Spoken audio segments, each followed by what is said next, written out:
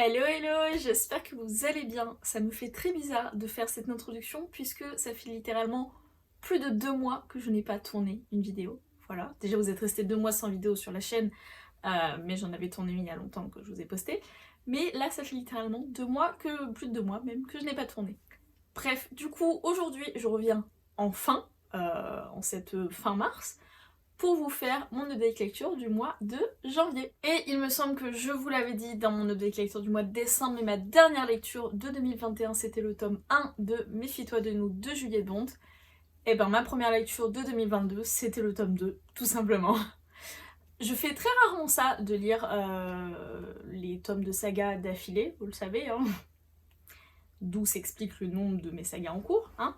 Mais là en l'occurrence je savais qu'en plus il existait l'intégrale et c'était une romance et du coup ben, j'ai voulu lire le tout d'un coup, sachant que vous voyez l'intégrale fait 650 pages, donc clairement j'avais juste l'impression de lire un roman et pas deux. Je vous refais pas le résumé parce que je vous l'ai fait dans mon dernier update et je vous le mettrai aussi dans la barre d'infos et je vous mettrai mon update dans le i qui normalement est ici. Mais gros coup de cœur pour cette duologie, j'ai adoré cette histoire. Je n'en doutais pas parce que ma meilleure amie l'a lu et elle a surkiffé, elle a surligné les 3/4 de son livre, elle a mis des post-it partout. J'en ai mis beaucoup moins qu'elle, hein, j'en ai mis une petite dizaine je pense. Mais j'ai adoré la façon d'écrire de Juliette Bond. Elle décrit vraiment les émotions et les sentiments avec justesse. C'était poétique, c'était vraiment génial. J'ai un peu moins aimé le tome 2, surtout le début en fait. Au début j'étais un peu décontenancée. Je l'ai même dit d'ailleurs à ma meilleure amie, j'ai fait par contre il se passe quoi là, parce que j'aime pas trop, non, je suis pas d'accord du tout même. Elle m'a dit non non non mais continue continue, j'ai fait ouais d'accord et au final après ça va beaucoup mieux. Mais vraiment si vous ne connaissez pas encore cette histoire, foncez parce que bah c'est une pépite, voilà.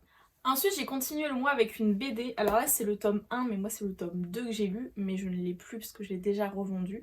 Donc j'ai lu le tome 2 de la saga Blue de David Tosseo, c'est publié chez Glénat, oui chez Glénat aux éditions Vent d'Ouest, enfin, dans la collection Vent d'Ouest.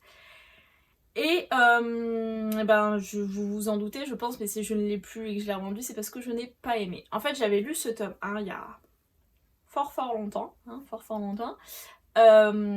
Et j'avais pas compris grand chose, j'étais hyper perdue dans l'histoire, mais j'adorais les dessins et du coup je m'étais dit bon allez je me laisserai tenter, je vais pas m'arrêter là et je vais lire au moins le tome 2. Ce que je fais souvent avec les BD, même quand j'aime pas le tome 1, sauf si vraiment j'ai détesté, mais quand je sais pas trop je me dis je lis au moins le tome 2 et après on verra. Et j'ai lu le tome 2 et le tome 2 et 3, ou je crois que je me suis arrêtée au tome 2. J'avais le tome 2 et 3 et j'ai même pas forcé jusqu'au tome 3, j'ai lu que le tome 2 et j'ai arrêté. Alors j'ai préféré le tome 2, j'ai compris plus de choses, j'ai bien aimé les messages qui étaient passés, notamment il y a un peu des métaphores, des messages sur la peur, sur comment la peur peut nous contrôler, comment il faut la combattre, etc. Accroché plus que ça, tout simplement, donc je l'ai revendu. Et je vais vous lire le résumé parce que je suis incapable de vous en faire un. Voilà. Blue est une petite fille comme les autres. Elle aime réveiller sa maman les matinées au soleil et prendre son petit déjeuner. Mais le jour où un avion en papier vient frapper la fenêtre de sa chambre et qu'elle reçoit un colis à son attention, sa vie bascule. La voilà propulsée dans un monde de ténèbres où le gardien d'une forêt malveillante a emprisonné les songes et leurs propriétaires. Afin de sauver sa mère et le reste de la population, Blue va devoir partir à l'aventure et, de sa rencontre avec une foule de créatures magiques et bigarrées, trouver un moyen d'affronter ses propres peurs pour rendre leurs rêves aux gens. Voilà, donc vous voyez déjà après le thème est un peu onirique, hein, on parle des rêves, on parle des peurs, etc. C'est un peu métaphorique, mais du coup voilà, j'ai pas accroché. Ensuite j'ai enchaîné sur un deuxième coup de cœur, Behind the Bars de Brittany Setcheri. C'est Tiffany du compte Lectorinette qui me l'a choisi sur Instagram pour mon challenge 12 mois 12 personnes. Si elle ne me l'avait pas choisi, je l'aurais lu quand même en 2022 parce que ça fait littéralement 2 ans qu'il est dans la bibliothèque et je comprends toujours pas comment j'ai pu laisser Brittany Setcheri 2 ans dans la bibliothèque sans le lire, mais ma foi c'est chose faite. Et je suis bien contente de l'avoir lu puisque il se classe clairement dans le top 3. C'est dur de faire un top avec Brittany Setcheri, top 3, top 5, mais ouais, je dirais quand même dans le top 3, 4 peut-être. J'ai du mal à faire un choix. Mais il se classe dans le top de mes lectures de cette autrice qui, vous le savez, est une de mes auteurs préférées. Je dis auteur, autrice, je dis les deux. J'ai adoré, j'ai adoré, j'ai adoré, j'ai adoré. J'ai adoré. Et l'une des raisons principales qui fait que j'ai adoré, bien sûr, c'est la troupe qui est une des troupes que je préfère en romance, qui est une Childhood Friends to Lovers, donc on va les suivre en fait enfants, qui vont être amis, qui vont tomber amoureux, et on va les suivre ensuite des années après, qui vont se retrouver, et genre, j'aime tellement cette troupe en romance que voilà, forcément, déjà ça partait très très bien. En plus de ça, on est dans une histoire qui se passe à la Nouvelle-Orléans. C'est une ville qui me fait de l'œil depuis des années, que j'ai très très envie de visiter. Du coup, j'ai adoré l'ambiance. On est plongé vraiment dans la Nouvelle-Orléans avec les décors, la musique de partout. C'était vraiment génial. Et du coup, je vous l'ai dit, mais ici, on va suivre Jasmine et Elliot qui vont se rencontrer quand ils sont enfants. Elliot, c'est le garçon qui se fait brimer par ses camarades d'école. Et Jasmine, c'est cette fille qui est toujours très bien habillée, qui paraît être hyper populaire alors qu'elle elle s'en fiche un peu de la popularité. Et du coup, ils vont être amenés à parler ensemble, ils vont devenir amis, jusqu'au jour où Jasmine va déménager, va être emmenée par sa mère, je sais plus où est-ce qu'ils partent, à Londres peut-être, je sais plus, enfin elle part très très loin parce que sa mère veut que Jasmine fasse de la musique, mais Jasmine, elle, ce qui l'intéresse dans la musique, c'est la soul, mais sa mère ne veut pas qu'elle fasse de soul, elle dit qu'elle n'est pas faite pour ça, etc. Sa mère est très très dure avec elle, et du coup elle va l'emmener très loin pour qu'elle devienne une star de la musique, et du coup elle va être séparée d'Elliot, et du coup. Et Elliot de son côté, pendant qu'il va être séparé d'elle, il va vivre un drame, et va complètement se renfermer sur lui-même et va changer du tout au tout. Et c'est donc des années après qu'ils vont se retrouver quand Jasmine va revenir à la Nouvelle-Orléans. Ça va être les retrouvailles, on va retrouver Elliot qui a été complètement détruit par ce qu'il a vécu, et Jasmine forcément qui va essayer de le réparer, enfin bref. C'est tout ce que j'aime en romance, et c'était trop bien. Ensuite, j'ai lu Cher Evan & Son de Val Emish, Steven Levenson, Benj Pasek et Justin Paul, publié chez Bayard. C'est Page Turner qui me l'a envoyé, c'était mon tout premier service presse de l'année, et mon tout premier service presse tout court d'ailleurs, puisque je suis partenaire cette année avec Page Turner. Et je regarde Machine qui est en train de faire n'importe quoi. Voilà. Bref. Dans cette histoire, on va suivre Evan. Evan, c'est un adolescent qui souffre d'anxiété sociale, il voit un psychologue, il est très mal dans sa peau. Et son psy notamment lui recommande de s'écrire des lettres à lui-même. Ce qu'il fait, jusqu'au jour où Connor, un autre adolescent du lycée où il est, va lui voler une de ses lettres. Et quelques jours plus tard, Connor va être retrouvé mort, il s'est suicidé. Et ses parents, enfin sa famille, va retrouver dans sa poche la lettre de Evan.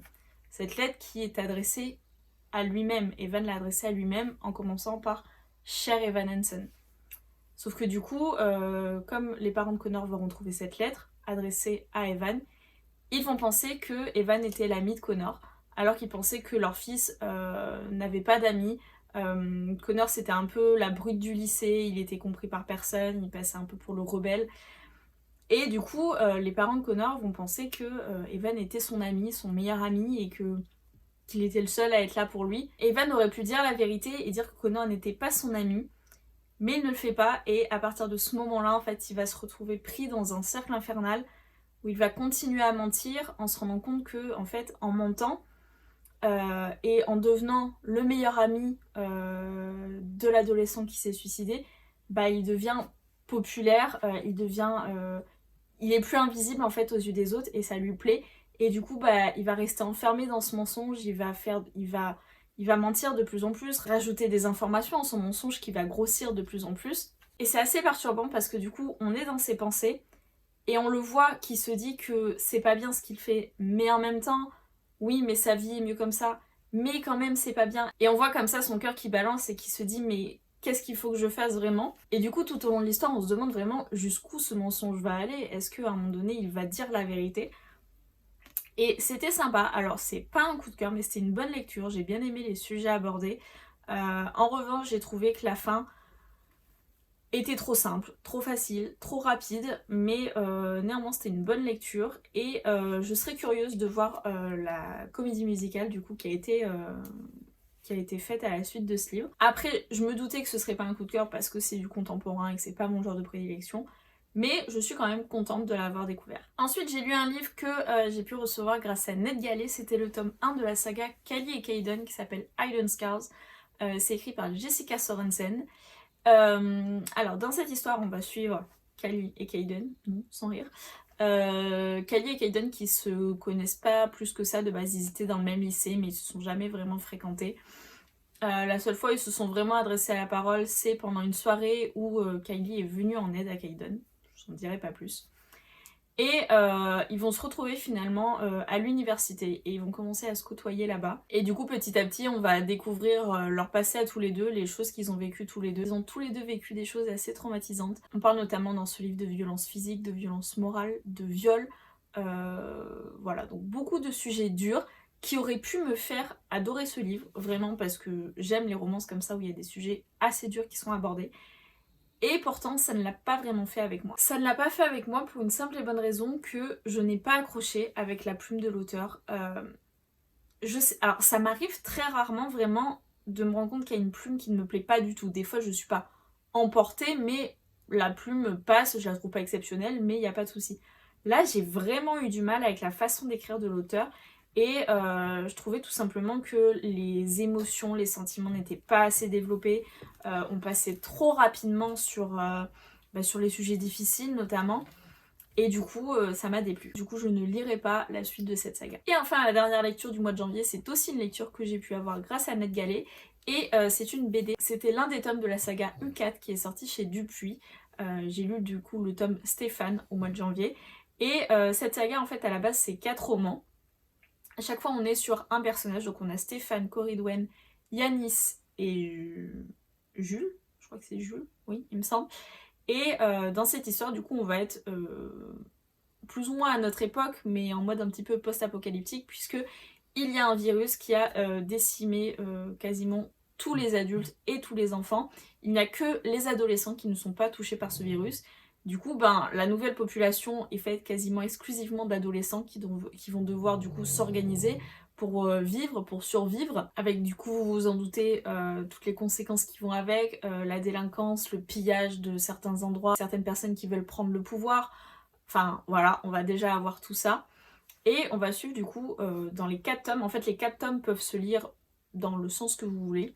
Dans chaque tome, on va suivre un personnage en particulier. Et ces 4 personnages vont avoir un but commun puisqu'ils vont vouloir rejoindre Paris pour aller à un certain rendez-vous que le créateur d'un jeu vidéo leur a donné. En fait, avant que Internet ne soit complètement coupé, le créateur de ce jeu vidéo va envoyer un message à tous les meilleurs joueurs en leur disant qu'il a une solution à ce qui se passe en ce moment et qu'il est peut-être capable de faire remonter le temps et d'éviter cette épidémie. Et du coup, 4 de ces joueurs vont décider de rejoindre ce rendez-vous et de voir si le voyage dans le temps est vraiment possible. Du coup, on va suivre les 4 personnages dans les 4 BD et forcément, on va les voir se croiser, etc. On va suivre un peu leur histoire personnelle à tous, mais également comment ils vont venir à se rencontrer. Et du coup, il reste un tome qui n'est pas encore sorti, qui est le tome Chronos, et qui sera du coup le dernier tome de cette saga. C'est une saga que j'avais en roman dans ma palle depuis très longtemps, et je me suis jamais lancée dedans. Et là, quand j'ai vu qu'il sortait en BD, en fait, je me suis dit, c'est l'occasion. Je vais clairement lire plus facilement 4 tomes de BD que 4 romans. Du coup, je me suis lancée et j'ai vraiment beaucoup aimé. Alors, il y a des tomes que j'ai préférés à d'autres, des personnages que j'ai préférés à d'autres, mais c'était vraiment sympa. Après, quand on lit les 4 tomes d'affilée, c'est peut-être un peu répétitif parce que il y a certaines scènes qu'on revoit. En fait, quand 2 personnages se rencontrent, par exemple, il y a certaines scènes qu'on revit plus ou moins. Mais c'était quand même sympa et j'ai hâte du coup d'avoir par contre le dénouement final qui lui sera sur un tome avec je pense les 4 personnages réunis. Et voilà, c'était tout pour cette update lecture, j'espère vraiment que ça vous a plu. Il me semble que je n'ai pas trop bafouillé, que j'ai été assez claire pour une fois, pourtant ça fait 2 mois que je n'ai pas fait de vidéo. Bref, dites-moi vous ce que vous avez lu en ce début d'année, janvier ou février ou mars, parce que je suis un petit peu en retard.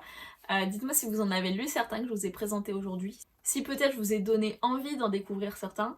Et en attendant de vous retrouver pour la prochaine vidéo, je vous souhaite de merveilleuses lectures et je vous dis à bientôt. Salut!